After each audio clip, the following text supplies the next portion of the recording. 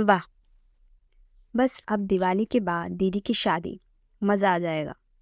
माँ मैं तो जूते चुराने के नेग में पूरे 21,000 लूँगी जीजा जी से। सुहानी ने मन ही मन ना जाने कितने सपने सजाए थे अपनी बड़ी दीदी रूहानी के शादी के लिए। और हो भी क्यों ना, घर की पहली शादी जो थी, सभी लोग बहुत ज़्यादा उत्साहित थे। हाँ भाई, तुझे जो मांगना है मांग लेना, वो भी तो जाने मेरी साली साहिबा कितनी लालची है। ये तो तेरे और तेरे जीजा जी के बीच की बात है। रूहानी, माँ शीतल के कुछ कहने से पहले ही बोल पड़ी। देखो ना माँ, रूहानी दीदी अभी से अपने पतिदेव का पक्ष ले रही है। अरे मुझे और भी तो अपने सभी कज़न में पैसे बांटने होंगे ना। मीठी तीखी नोक झोंक के बीच कब महीने भर का समय बीत गया, पता ही नहीं चला। वह पल आ ही गया जब घर में बारात आ गई। बड़े आकर्षक ढंग से बारात लाई गई थी। घराती और बाराती दोनों पक्षों को देखकर लग रहा था किसी पैसे वाले रईस की शादी है। मंडप में सारे संस्कार धीरे धीरे विधिवत हो रहे थे। इसी बीच धीरे से सुहानी और सब बहनें मिलकर किसी तरह दूल्हे राजा के जूते छिपा लिए। जब मंडप से दूल्हे राजा उठने लगे तो सुहानी ने देख दी मांग 21,000 की, जूता चुराए के नेक में। दूल्हा रितेश और उनके भाई लोगों ने साफ इनकार कर दिया नेक देने से। उन्होंने तो यहाँ तक कह दिया कि आप लोग जूते ही रख लें, और ठहाका मारकर सारे लड़के हंसते रहे। ये सब देखकर सुहानी और बहनें थोड़ी मायूस होती दिख रही थी। हालांकि सुहानी ने कई दफ़े अपने द्वारा मांगी गई नेक की रकम में कमी करने की बात भी कही, पर वो तो जैसे तैयार ही नहीं थे। लग रहा था मानो उन्होंने इसके लिए पहले से ही प्लानिंग की हो। एक समय के बाद धीरे धीरे महिलाओं में कानाफूसी होने लगी। बाप रे, बड़े अकड़ स्वभाव के हैं, कंजूस भी लग रहे हैं।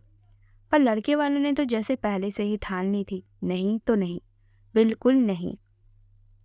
दुल्हन बनी बैठी रूहानी भी मनी मन सोच रही थी, जब पहले से बात तय थी तो फिर नेक के पैसे दे क्यों नहीं रहे हैं। फ़ोन पर रूहानी ने होने वाले पति रितेश को बता दिया था कि सुहानी जूते चुराने के रस्मों को लेकर बहुत उत्साहित है। फिर ये लोग ऐसा क्यों कर रहे हैं।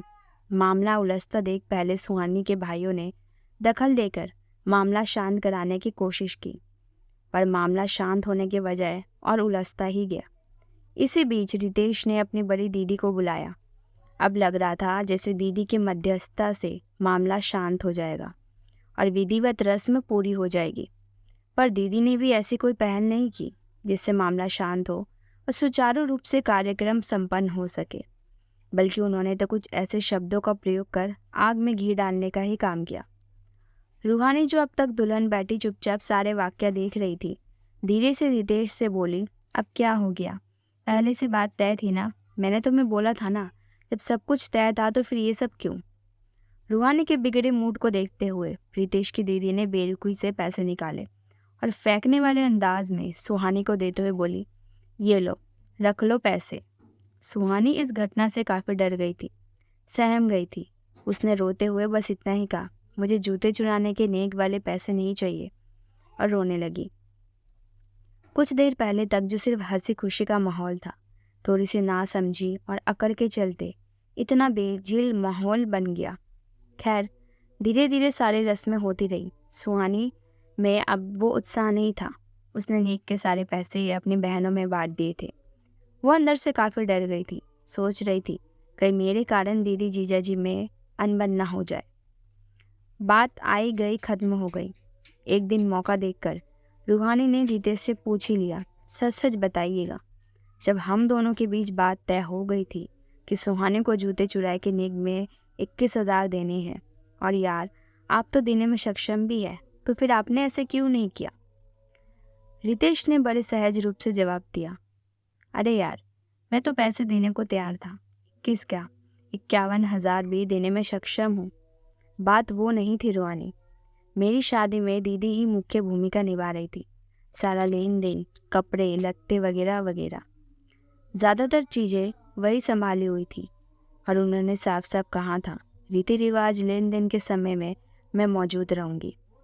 कब क्या करना है मैं संभाल लूँगी, तुम्हें कुछ करने की आवश्यकता नहीं है। और सच में रूहानी, मेरी शेरवानी में पैकेट भी नहीं था, सारे पैसे दीदी ने ही रखे थे। शुरू शुरू में तो ये सब हंसी मजाक ही लग रहा था, और क्या है ना रूहानी, शायद दीदी ने भी ये नहीं सोचा था कि मजाक इतना सीरियस बन जाएगा। बस इसीलिए यार, शादी में सबकी सुननी पड़ती है, यहाँ तक कि दोस्तों की भी। पतिदेव के जवाब से रूहानी बिल्कुल संतुष्ट नहीं थी, पर जवाब में रूहानी ने सिर्फ इतना ही कहा, पतिदेव, शादी की छोटी छोटी प्यारी प्यारी रस्में बहुत मायने रखती हैं। पूरी जिंदगी भर ये रस्में मुस्कुराने की वजह बन जाती है। भरसक प्रयास करना चाहिए इन रस्मों में किसी की नज़र ना लगे, किसी की भी, चाहे वह कितना भी अपना क्यों ना हो। यादें मुस्कुराने की वजह बननी चाहिए, ना कि आत्मग्लानि की।